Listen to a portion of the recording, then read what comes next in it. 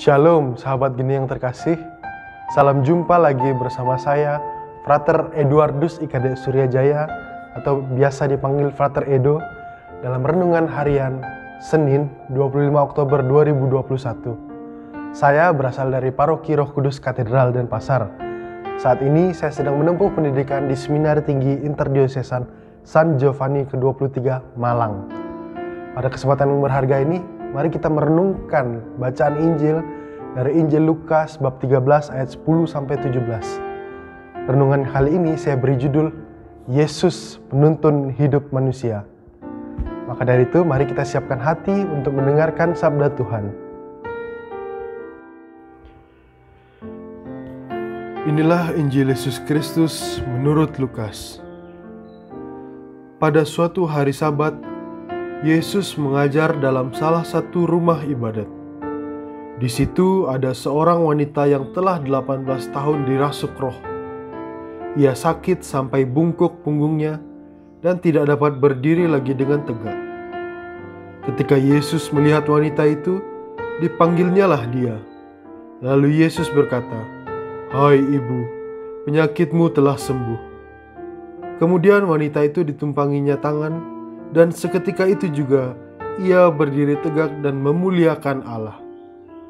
Tetapi kepala rumah ibadat itu gusar karena Yesus menyembuhkan orang pada hari Sabat. Lalu ia berkata kepada orang banyak, "Ada 6 hari untuk bekerja. Karena itu, datanglah pada salah satu hari itu untuk disembuhkan dan jangan pada hari Sabat." Tetapi Tuhan menjawab dia katanya, "Hai orang-orang munafik, bukankah kalian semua melepaskan lembu dan keledaimu pada hari Sabat dan membawanya ke tempat minum? Nah, wanita ini sudah 18 tahun diikat oleh iblis. Bukankah dia harus dilepaskan dari ikatannya itu karena dia keturunan Abraham?" Waktu Yesus berkata demikian, semua lawannya merasa malu. Sedangkan orang banyak bersukacita karena segala perkara mulia yang telah dilakukannya. Demikianlah sabda Tuhan. Terpujilah Kristus. Saudara-saudari yang terkasih dalam Kristus, baru saja kita mendengarkan Injil yang bercerita tentang Yesus yang menyembuhkan seorang wanita yang sudah sakit selama 18 tahun lamanya. Ya, kerasukan roh jahat. Namun, tindakan Yesus ini justru dikecam oleh kepala rumah ibadat karena Yesus melakukannya pada hari Sabat. Karena memang bagi mereka itu hari Sabat merupakan hari yang dikhususkan untuk Tuhan. Tidak bisa orang melakukan pekerjaan-pekerjaan lainnya. Melihat dan menanggapi semua itu, Yesus mengecam kembali kepala rumah ibadat ini. Karena Yesus melihat di balik aturan itu terkandung kemunafikan.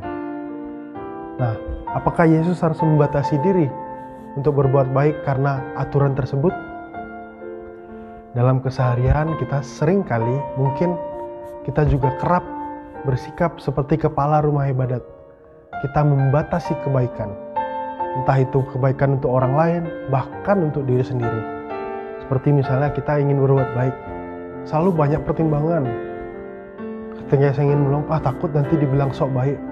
Ketika ingin menolong, sudah ada orang lain yang bisa menolong. Akhirnya itu menjadi batasan untuk diri kita. Nah, dalam keseharian mungkin kita sering melakukan semua itu. Saya memiliki sebuah cerita. Ini pengalaman pribadi saya. Berapa waktu lalu saya sempat liburan begitu. Ada satu malam saya hendak pergi ke gereja waktu itu karena ada suatu urusan tertentu. Ibu saya sudah berpesan, "Oke, silakan pergi tapi jangan pulang malam-malam ya." Karena memang situasi kala itu COVID itu masih tinggi-tingginya. Ibu saya yang seorang tenaga kesehatan tahu risiko-risiko apa yang mungkin akan saya alami. Mendapati semua itu, saya mengiyakan semua itu. Namun pada kenyataannya ketika saya ingin kembali pulang malam, saya sudah ditelepon oleh orang tua saya, "Ayo nak, pulang." Nah, ketika saya dalam perjalanan pulang, saya sempat singgah ke pom bensin, ingin mengisi bahan bakar saya.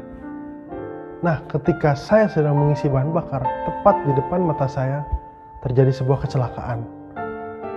Waktu itu ada seorang pemuda yang terjatuh, menabrak seorang wanita begitu.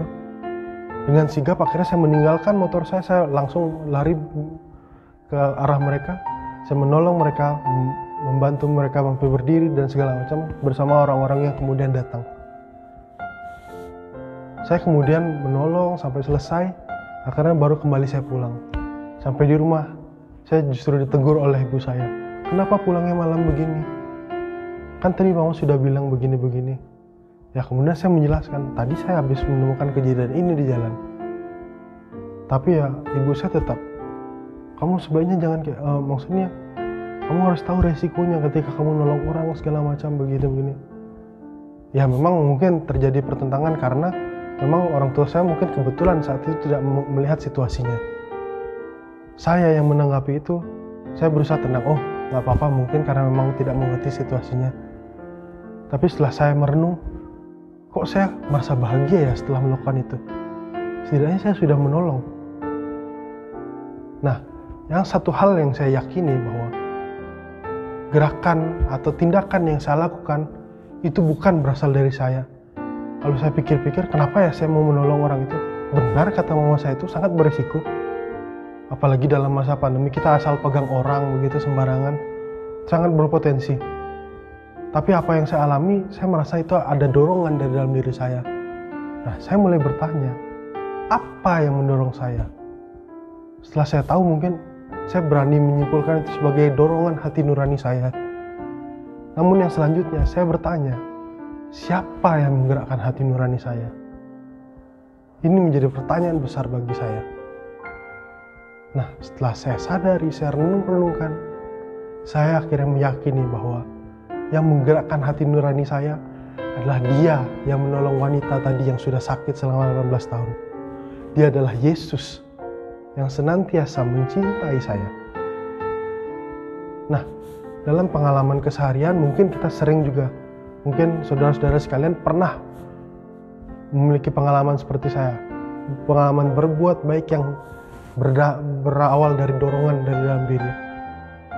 Nah, itulah jika kita yakini itu adalah dorongan hati nurani yang berasal dari Kristus.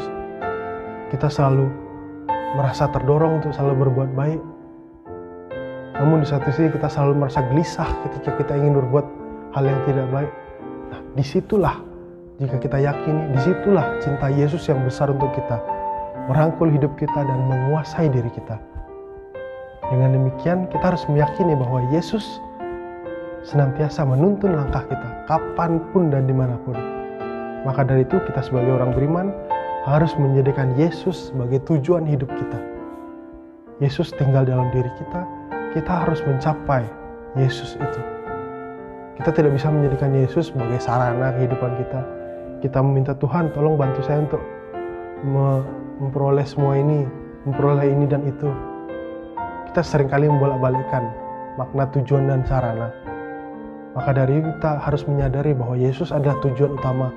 Segala tindakan, perbuatan baik, buruk kita merupakan sarana untuk kita mencapai Tuhan. Sebagai orang beriman, kita harus bahagia menyadari semua itu. Karena jika yang berasal dari Allah, itu akan membuahkan kebahagiaan. Begitu pula sebaliknya. Jika tidak berasal dari Allah, tidak ada kebahagiaan dalam diri kita. Mari kita yakini itu sebagai prinsip hidup kita.